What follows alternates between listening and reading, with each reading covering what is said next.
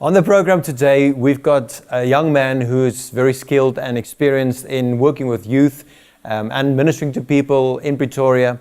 And I'm privileged to call him a friend as well. JT, welcome to the program. Thank you, Tops. I'm saying all these great things because I really believe that, and I can see that you're doing great things in God's kingdom.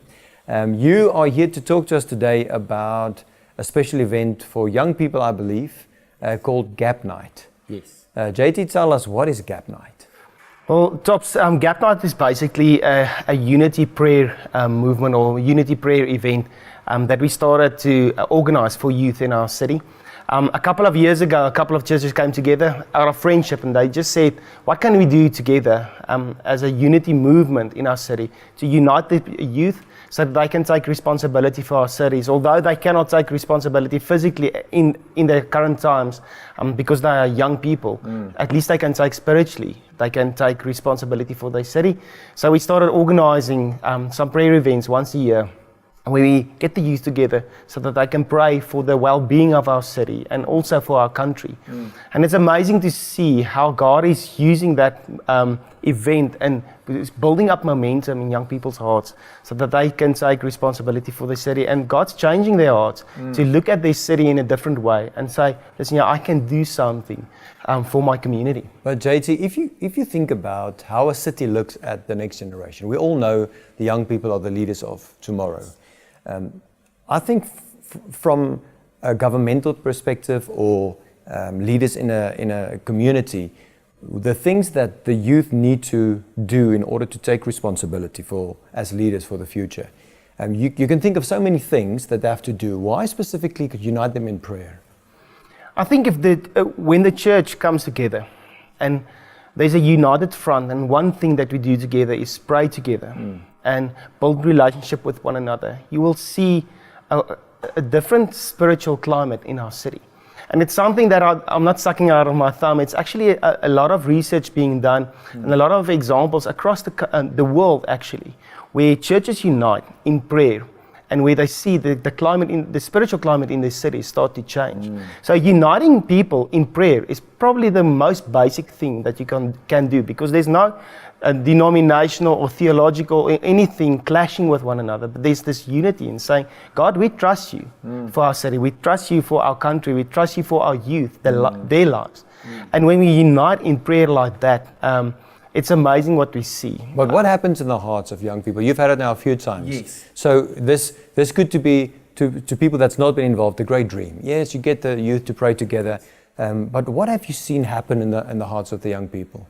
Well, one of the things, the most prominent story for me, is where mom sent her two kids to the youth prayer night, Gap Night in 2015. And when the feedback that she gave me was eyes filled with tears, saying that this prayer event actually started building cultural bridges between different cultures and different races in our country, where her two kids were exposed to people of different races and never knowing, and they knew it, but it's also almost, it's distant from them. Became real to them suddenly, hey? Praying with someone of a different skin color, different language, different cultural background. To the same God, together to the same God. Yeah, that's and beautiful. When she spoke to me, tears filling her eyes, she's saying, listen here, we've been trying to build bridges on our own accord, but this event started igniting something in our kids' lives to build a bridge and to unite our country. And ever since, her kids have been speaking differently about their role in a community, and they were grade 8 and grade 6-year-old kids, you know. So at a very young age, they get the experience of a nation standing together and not a culture standing together. Hey? Absolutely. Praying together, and the same people in our country trusting God for miracles. And I think it's so different in the approach.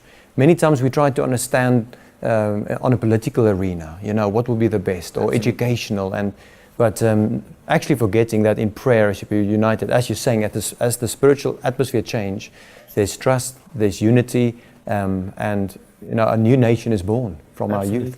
You've got an event happening soon. When is that going to happen? It's happening the 3rd of May, once again at the Union Buildings.